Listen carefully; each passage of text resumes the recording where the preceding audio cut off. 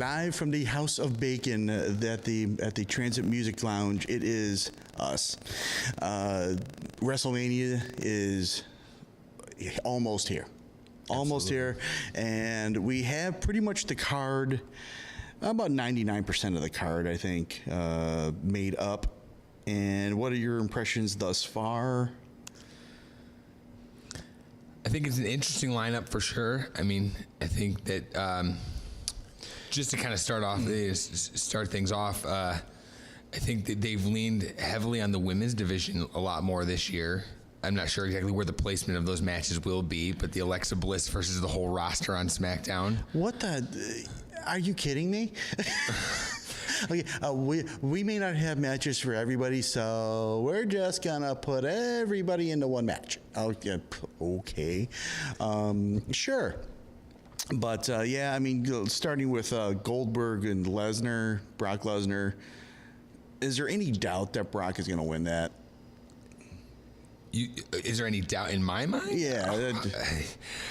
I think it depends upon if he signs his contract or not. Because if he doesn't sign his contract is up after WrestleMania. It is, yeah. So if he doesn't sign the contract, then Brock has to win because they're going to get a monster push for Brock for the next year. I would think they could run with that, like they did 2 years ago. I think it was when he held the belt for almost a full calendar year. Almost, yeah, it was close. And then he was in. Actually, I think that was the year when he dropped it at WrestleMania to Seth Rollins with the Money in the Bank. 2 years ago. Oh yeah, that's right. That was probably one of the more shocking turn of events there when he came down with the briefcase. Yeah, that was great. That was as a finish, that was awesome. Oh my goodness, yes. But I'm sorry to answer your question though. That I personally think Brock Lesnar is going to win. Yeah, I mean, I kind of see it that way as well. I think that Brock's time is coming to an end as well. Could this be like his last hurrah kind of a thing? Because I just don't see the same energy with not only with the crowd but from him. To me, he seems to be coming to the end of his rope here. I think it's a multi-layered thing. I mean, I think with the crowd interaction piece of it is, after what happened with him in the UFC and the doping allegations and everything else, are they over him?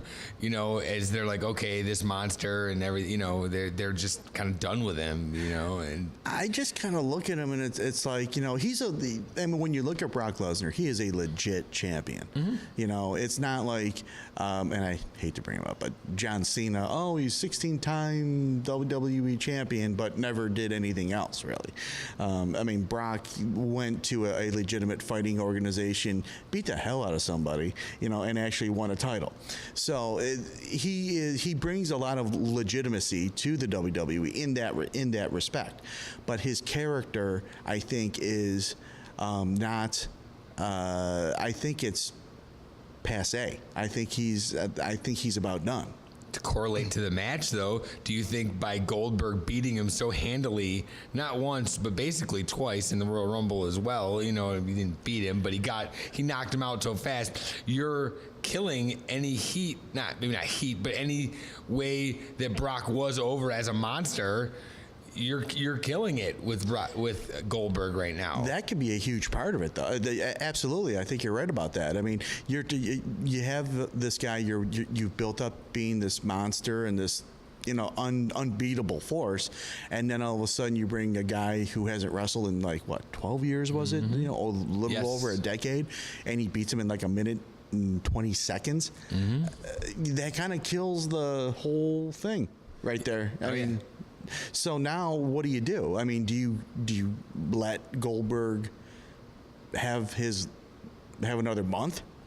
Because that's what it's going to amount to being. I mean, because if he wins here at WrestleMania, you're looking at him going into May as your champion. Yeah, well, I just think that if they keep the title on Goldberg, it's that's tough. I really think they're going to have to go with Brock. I mean, just at the end of the day, he will be around. I mean, if they want to sign him to another contract and then he loses the belt at Mania and then they have a money match at SummerSlam or a money match at another pay-per-view, a rematch, whatever, fine. But he can't sustain any kind of, not so much life on the road because Brock Lesnar doesn't really do too much road work anyway. But I just think Goldberg's done in my eyes. Goldberg's after this one, he might have one more match, a rematch type of thing. But yeah, I think it's pretty much done. But here's the thing: wrestling never ends in a tie. If you give Lesnar this win, and you give Lesnar another win, that's 2-2. You can't have it end 2-2. There's got to be another match. Yeah, but people in wrestling also forget very fast. So it could be Lesnar could take the loss on that one, and people wouldn't remember in 6 months. So it's all it's all relative, I guess. What are you trying to say? That wrestling fans' attention spans just aren't there? What'd you say? Exactly. Going to another match on the card. Do we drink it in now or drink it in later? It is Chris Jericho versus his former best friend, Kevin Owens. Well, I mean, as you already know, that's my guy, Chris Jericho. Drink it in, man. Hold on. Drink it in, man. The list of transit we have here. The list, yes. And, well, I mean, I think it's already proven that he's going to be going on the road with Fozzy after this. So I think it's Kevin Owens taking the U.S. title, because I think if they do go down the road of, not to switch gears, but if they go down the road of factions and whatever the plan is eventually for Kevin Owens, they need at least one belt in the faction to make it legitimate. Yeah, but why downgrade him to the U.S. title though? That's what I don't quite understand. Is that Kevin Owens is a main event talent now. He's not, and I'm not saying that the U.S. title isn't like a main event type of situation or anything like that. But you take a guy. He loses the Universal title in, I don't know, I think it was like 30 seconds. And you're pretty much handing him the U.S. title right after that. To me, that whole sequence makes absolutely no sense from Kevin Owens' standpoint. So their direction with him, I'm hoping that getting him in the faction with him, Samoa Joe and Triple H, and there's going to be a fourth, whomever that is, puts him back on top at some point. Because what do you do with the U.S. title now? How long do you have him hold it? Well, he could hold that for as long as that faction is together, because I think if they do pull the trigger and go that road, which it looks like they're going to be. He could hold that as long as he wants, because they'll be so over as a heel group. It won't, it won't even matter. It's just they always have like the Horsemen. They always somebody had a title, either the tag, the TV title, the U.S. belt, the World Championship. And sidebar point is, I personally think, and a lot of people have speculated this in the internet wrestling community. I've been reading some articles and things on Twitter and stuff, where calling it the Universal Championship changed the legitimacy of that belt as well. Sort of. People have been like, it from the look of the belt itself to the actual, what does it represent? I don't want to go off on a tangent on this, but it seems to me that it's kind of changed since they changed the name. It's not the WWE World Heavyweight Championship, which has always been the big prize. Well, you know what? I mean, I think they're trying too hard to be different. Yeah, exactly. And it's like, well, we've done it this way for decades. Let's do it this way now. Well, why? Why do you have to do that? You don't have to be so different with the wrestling fans. We know. I mean, we've been watching this stuff for how many years now? You don't have to put shiny things in front of us, to get our attention. The spinner belt was pretty cool. No, I'm kidding. You said it, not me. Yeah, right. But you don't have to put shiny things in front of us to get our attention. You know how you get our attention? By having good talent. Pushing the good talent like a Seth Rollins, and I know I'm going to say this next name, and you're going to roll your eyes. Roman Reigns. Push those guys. Make those guys your main event talent, and they have, for the most part. But the other side of it is, okay, we're going to take this title and we're going to give it a whole new name and a whole new design. Why? Why do you do that? Who cares? Nobody cares.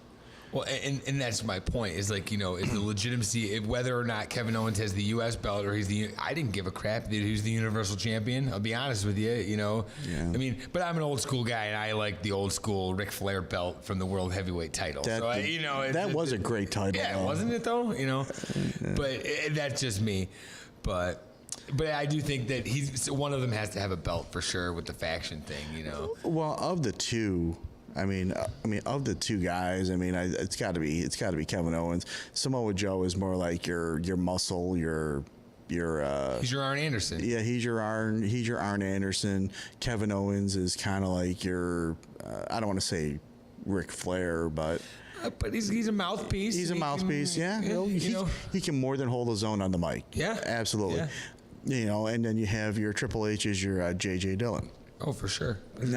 Now, who do you have coming in as like your Ole Anderson kind of a thing? I mean, who in your mind? I mean, looking at the landscape of things, who would you bring in as a fourth? That's a tough question.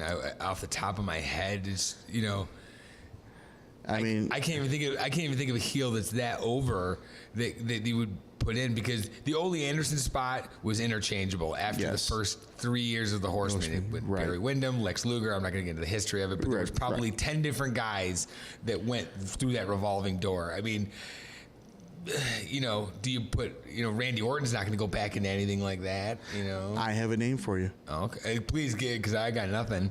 Baron Corbin. Oh, that's my guy. I don't want to hear that. Oh man. Well, explain. But think about that. But think about you want a heel that is so over as a heel. He's pretty over as a heel right now. Yeah. He's pretty over as a heel, and he fits that enforcer type. I mean, not that Samoa Joe doesn't, but I think if you're looking at getting like the ultimate heels together in a faction, Baron Corbin would fit that bill. Yeah, but I think the whole lone wolf thing. Yeah, that's true. Pardon me. The whole lone wolf thing that's his gimmick. Yes. That's how he's selling T-shirts right now. Yeah. So true. That's the only if with that one. That's why I said, do you go back in and get a Randy Orton, or if or somebody else. Because it is tough, because the roster's kind of thin right now, I think, with heels.